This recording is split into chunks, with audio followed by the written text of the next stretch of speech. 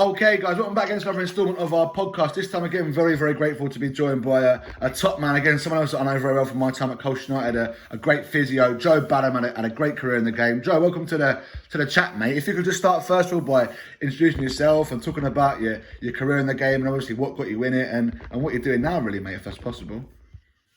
Yeah, okay, brilliant. No, thanks for having me on first of all, Matt. So yeah, basically, I started working at Colchester in 2010 when I come out of university. I was really lucky. I got straight into the youth product with a youth team set up, with people like Matt and other guys that you've had on the channel. And I was lucky enough to work alongside the first team physio, Tony Flynn. Done a lot of work with the first team during my time there as well, and within the academy, with the reserves and the rest of the academy boys. I was really lucky. From there, I went to work part-time at Chelsea Football Club in the academy there with the youngsters, which was a great experience. Big step up with regards to facilities. We were really blessed there.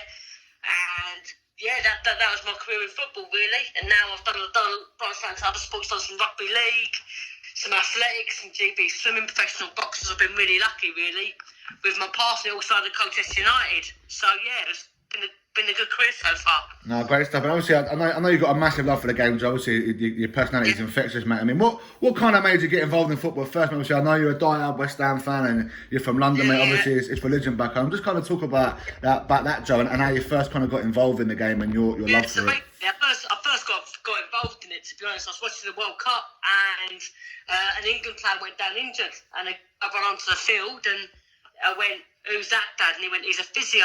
And that's basically how I got into it. And I was really lucky, like Matt said, I love football. However, I'm not very good at it. But it was great to be able to get involved without playing. And it was great as well, I was always into science, so the physio side suited me. And it was great to be able to get to know the guys on a personal basis. And it's really good as well because you develop a different relationship with coaches because you're not judging them on their football ability. You're just getting them better, and it must be like there's a lot of upset, a lot of turmoil with football, and I feel that physios have different relationships because we're not making the decisions whether you play or not with regards to actual skill ability. We're just doing it with regards to fitness. So the relationship's a lot different, and a lot of the boys become a lot more open with you because of that, because you develop more of a friendship than a coaching role, if that makes sense. No, definitely. And you get to see them in a different light. Especially when guys come back from big injuries like yourself. You know, Matt, you had an ACL. Unfortunately, they're very common. You have a lot of serious ankle injuries, broken legs and that. And some of the guys you're with for like 9 or 12 months. Mm-hmm. And you're going from injury on the pitch, surgery, to rehab, to setbacks. It makes you have a very different relationship. And I like that side of it. And I like talking, and in football you can talk. I love to talk. That's great insight, Joe. Obviously, you talk about there, mate. The relationship you develop with players, and obviously you kind of act as like their kind of dad as such, or another coach, where you're spending so much time with them and getting fit. And obviously the medical side is massive, but that relationship too is big too. And again, you just touched upon there, Joe, how you kind of first got involved in the game, watching it on the TV, and you see someone be a physio. I mean, just talk there, mate, about the kind of the science side of it. And obviously, you were very good at school. How did you kind of first, get into your career as a physio? What kind of pathway did you have to take to go and get the qualifications and get your role at a football club in the first place, mate? I was lucky in the fact that my cousin was already a physio. Mm-hmm. So I was able to talk to her to find out what we needed. Mm-hmm. And basically in the English system, you do your A-levels, you then apply for universities, you then get an acceptance or refuse. So in England as well, to do a physio course, we had to do biology A-level, which was really tough. Unfortunately, I never got the grades that I wanted. I got 3 C's, and we have a system called clearing over here. Mm-hmm. And basically, you put your name in a pot, and people pick out the names that they fancy. Mm-hmm. And I was lucky enough that I got into the University of Huddersfield, that unbeknown to me had a good reputation, especially up north. And I was lucky enough as well with placements. I was able to go to Burnley Football Club at the time. We went to Leeds Rhinos. They gave us a really good insight into the sporting side. Mm-hmm. But the hardest thing was just doing the degree. We was in there just 35 hours a week when everyone else was doing 8 or 10 hours.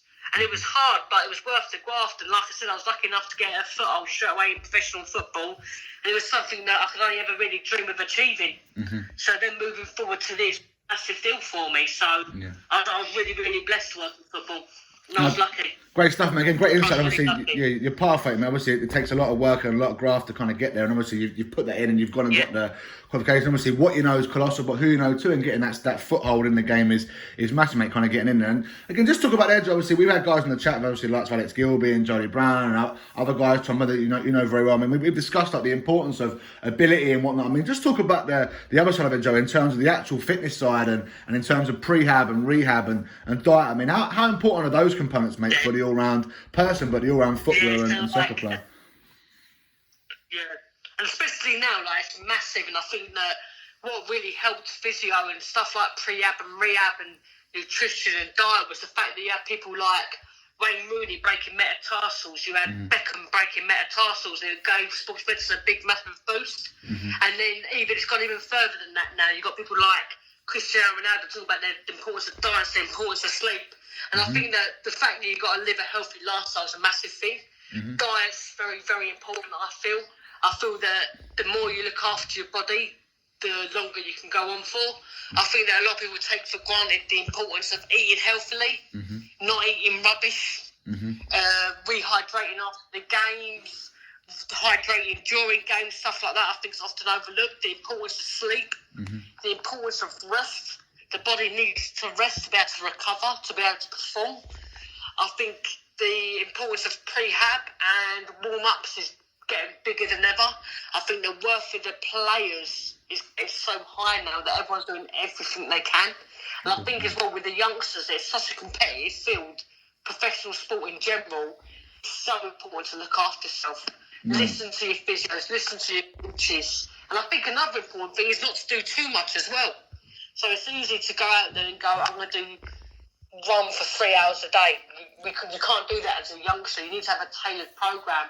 And I think the importance of listening to your coaches, listening to your physios and seeking good advice is so important, rather than just relying on something like Wikipedia. I've talked to people who have been there and done it, the guys who have got the expertise. I think that's massively important and often overlooked in all professions.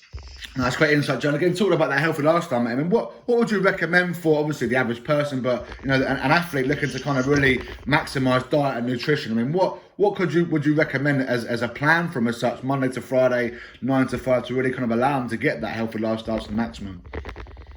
Yeah, I think the most important thing is trying to get 7 to 8 hours sleep. That allows for release of serotonin, which is a healing hormone to the body. That's the most important thing. I think it's very important as well with regards to your training. Follow the schedules that guys have set out for you. Guys like Matt, guys like your team, your coaches. Make sure you adhere to the schedules the best you can. Make sure that you warm up and that you cool down, that you're stretching. Make sure that you're keeping yourself hydrated and making sure that you're eating as healthy as you can and try and stay away from all the fast food. Also, personally, I'm not a big, massive fan of recovery shakes. I feel that if you have a good enough diet, you don't need the recovery shakes, you don't need the protein shakes. And I think that's why diet is so important.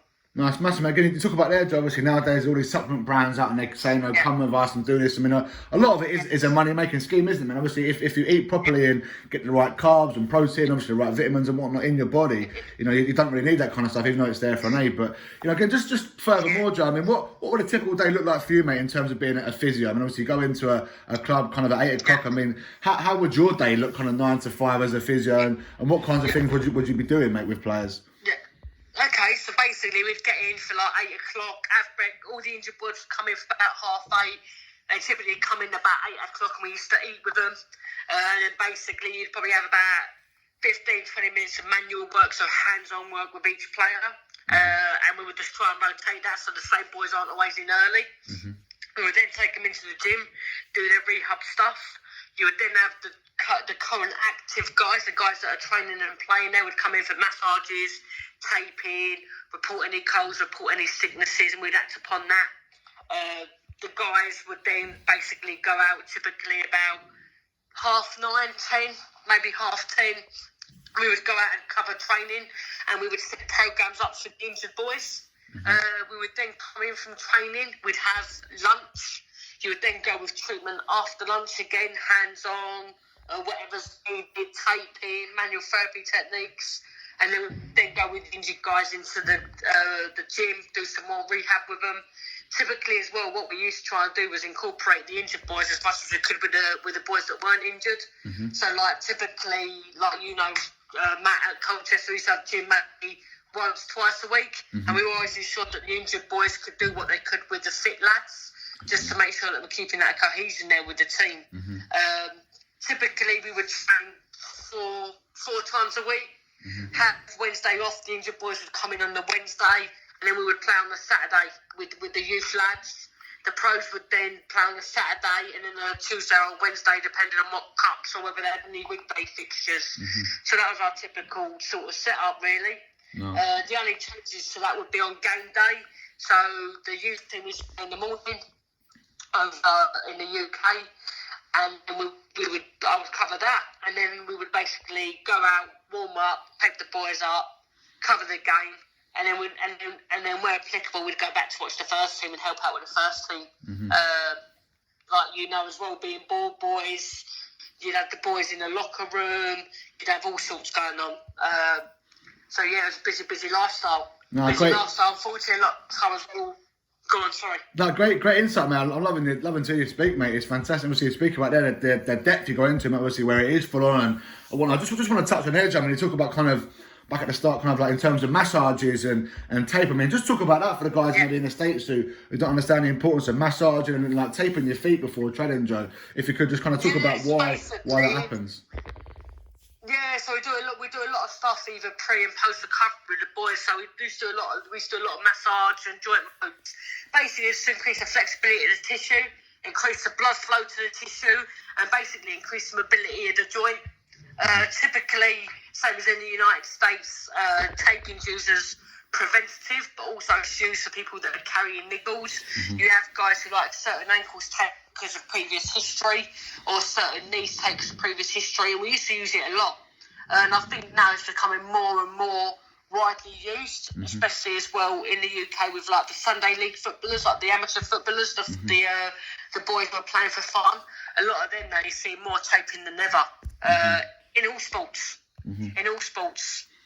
No, brilliant insight. And again, just going back there, Joe, obviously, it talks about the importance of prevention and obviously why people use different techniques to try and maximise their performance. And again, just back onto diet, man. I mean, what kind of diet would you recommend for someone kind of each week, 9 to 5? I mean, what kind of things should they be having for breakfast? What kind of things should they be having for lunch? I mean, what would you recommend for your standard kind of person but athlete who's looking to maximise diet?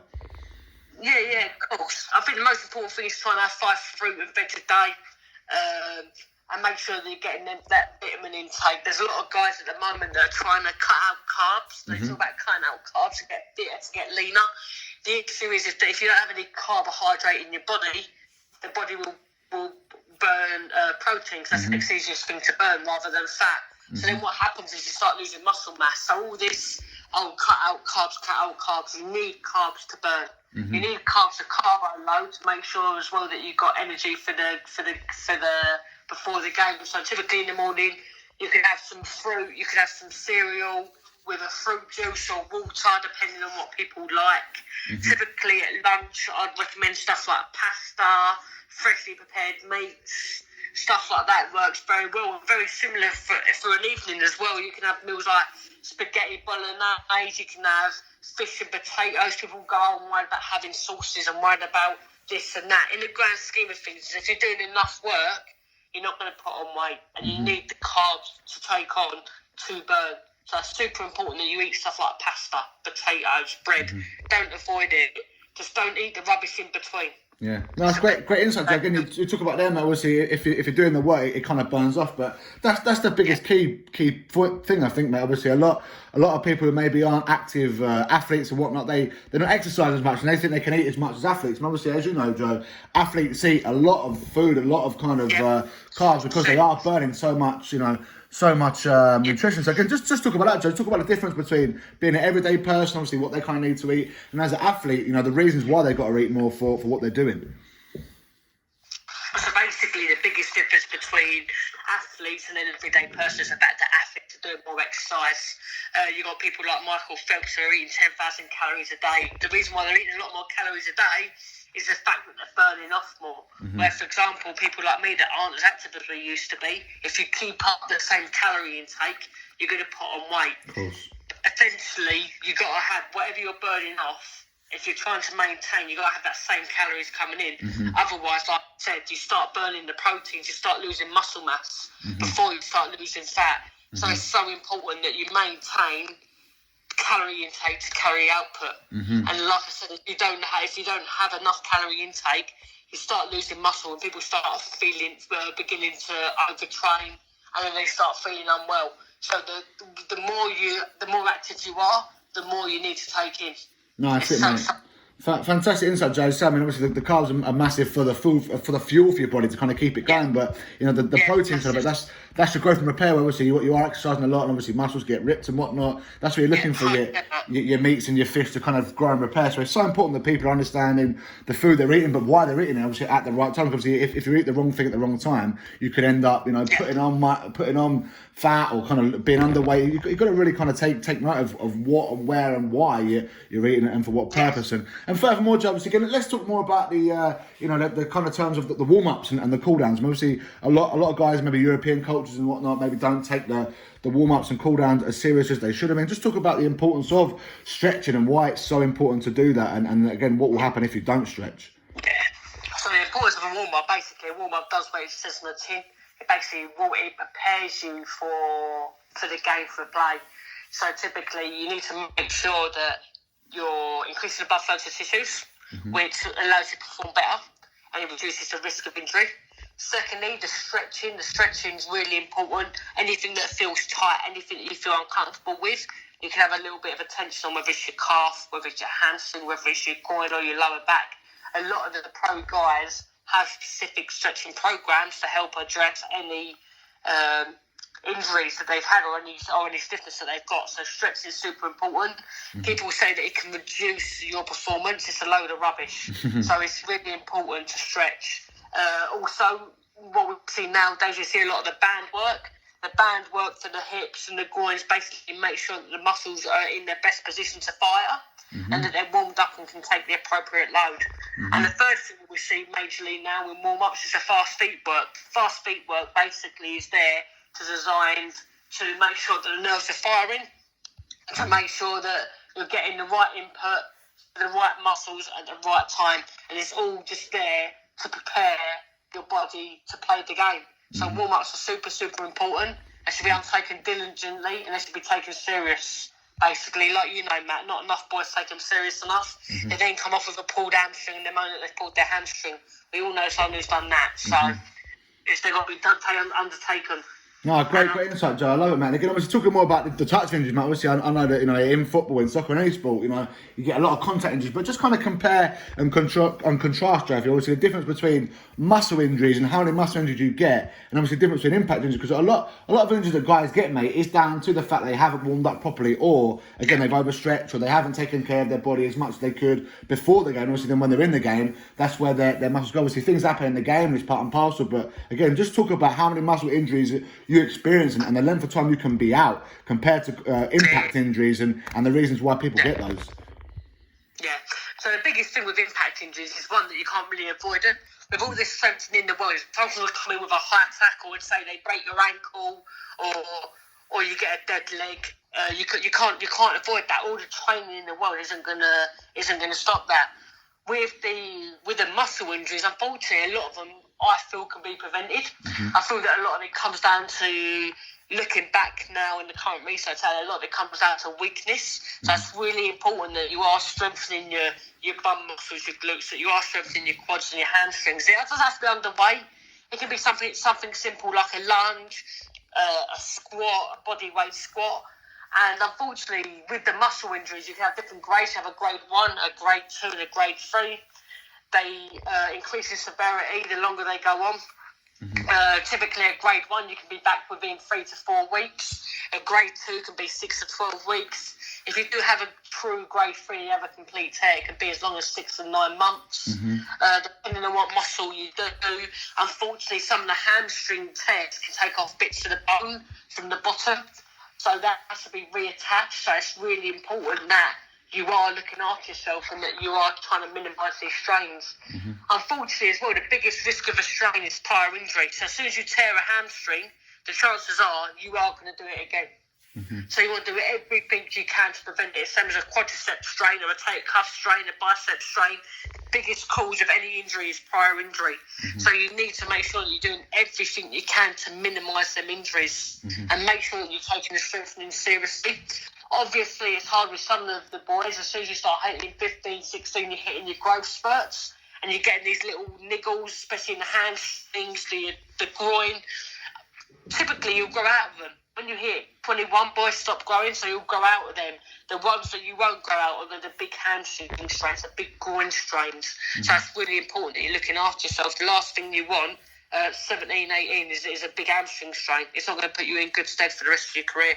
No, great insight again, James. Again, just talking now on the, we spoke a lot there about prevention, obviously, difference between injuries and whatnot. Let's focus now on terms of recovery, mate. Obviously, people get injured and stuff, and it's part and parcel of the game. Just speak about how, you try all you can, mate, to avoid surgery and whatnot, obviously, and the reasons for that. But again, just talk about, why people in the end sometimes have got to have surgery and the reasons for operations, mate. So basically, typically the easiest ones to talk about with operations is stuff like a broken leg. If you've got a broken leg and it isn't aligned well, they can put a metal plate in it and they can screw it. That often offers a good success rate. Sometimes you get irritation where the metal has been put in and the leg reacts to it and people get in pain. And we can remove that. Can be removed post surgery. What was the question again, Matt? Forgot. In terms of obviously how the body can hit itself, John, obviously, in terms of you're trying all you can to avoid surgery, but sometimes you have to because that body, the body does need a little bit of help, doesn't it? Yeah. So basically, a lot of the muscle strains typically heal themselves. The quadricep strains, the hamstring strains, they do really well with rehab. They do really well with strengthening, moving forward, and recovery. The ones that are a little bit more difficult to deal with are typically like the ligament injuries, like you're aware of. You've got the anterior cruciate ligament in the knee. You've got the anterior talofibular ligament in the ankle. That has really high rates of rupture. Unfortunately, if you want to push forward and try and become a professional athlete, a lot of the time these ligaments need repair. The downside of that is that can take 9 months to a year, and it's really important that you try and minimise the risk of surgery because it can cost people their careers. If you're 18, 19, you try to push through to professional setup, the player in front of you is injured, the last thing you need is a cruciate injury because then you're a year out. So it's really important to try and prevent them, and that's what all these rehab and all these programs are designed at now. And the most important thing I think people don't always realise is that once you get injured, you're not the same. The tissue isn't the same. Surgery won't make you as good as you was before, and that's why it's so important to minimise the exposure to surgery. Unfortunately, as well, there's no guarantee with surgery that you will get better. So once again, is trying to avoid it at all costs. But there are some injuries, like I said, like a ligament injury, an ATFL, for example, and Achilles rupture. Unfortunately, the only answer is to operate on them if you're serious about trying to get a career. That's the impression in Europe anyway. Things are different in the States, but typically something like a cruciate repair needs to be undertaken. No, great insight. I mean, again, as I said, obviously, it isn't the end of the world having an operation, but if you can avoid them at all costs, that's great. Obviously, the body in its natural state, like anything, obviously, natural is better than obviously mended. And but again, there are times that you do have to have operations. Like I found, again, it's so important to do your rehab and whatnot properly, because if you don't, you are going to come back, in a poor state. Even sort of from my experience, mate, obviously, you were very close to me, mate, and you saw obviously how I dealt with things. I did it properly, and obviously, sadly, kind of mine, it did kind of cost me my career, but I've still gone on to good things and done really well in the world and whatnot. And again, it's so important to make sure that you're fit and healthy as a person, never mind as an athlete. And obviously, once you do kind of do your rehab and whatnot, there's every chance you can come back strong and whatnot. It's just a case you have to deal with different changes in your growth and obviously how you are, and it can take a little bit of time. But just in terms of advice there, Joe, I mean, the insight you give, mate, is fantastic in terms of nutrition, fitness, and obviously the importance of it all. Just a bit of advice for players and parents, man, because again, guys are very intent on success, and players try whatever they can to get that edge and that 1%, and obviously parents trying to do the same thing. I mean, what advice would you give to parents, mate, and players who are trying to get a career in the game, and what would you kind of recommend is the best things to go and do to ensure they get that success? I think the biggest thing is essentially finding a supportive club. I think that some people just want to go for a big name club, like Matt, we've all been there. But sometimes the smaller clubs can ensure that you get the exposure to the professional game and that will then allow you to develop.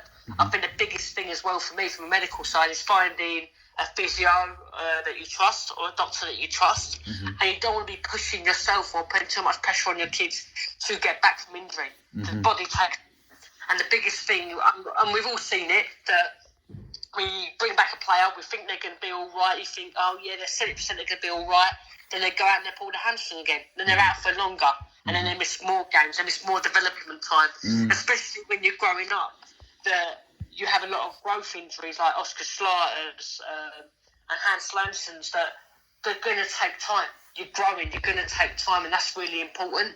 And I think the biggest thing is not to put too much pressure on yourself or too much pressure on your children to get back from injury. Injuries take time. The last thing you want is you or your child coming back from injury, re-injuring, and they're out for another 6 or 12 weeks. That's the last thing you want.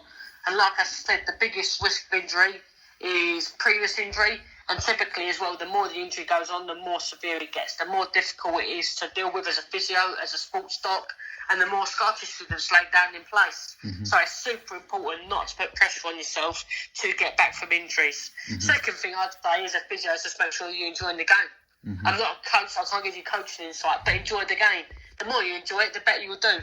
That's life. No, great insight. Again, talking to likes of Alex Gilby and Tom Bender and whatnot, I get it. Everyone's kind of saying a very similar thing. But obviously, there are pressure and stuff, and you have to push to kind of be a winner. I mean, that sets people apart as how far you're willing to go. But again, it's making sure you're pushing in the right respect, because obviously, if you're pushing too hard and not in the correct way, you are going to kind of break. And if you do get injuries and you rush yourself back and you do things at the wrong time, it is that key word of balance, mate. Of obviously pushing to get success, but not pushing too hard to breaking. Because obviously, if you do break, then obviously that's a big problem, and it can set you back massively. But no, great insight, Joe, and really appreciate you coming on the call, mate. And obviously, looking forward. Thanks for having me, mate. No, looking forward to the future. Obviously, we know you're doing great things, and hopefully, we can kind of see you out in the States and touch upon your insight even more. But no, I wish you all the best going forward, mate, and take care of everything you're doing. All right. Oh yeah, you too, Matt. Take care.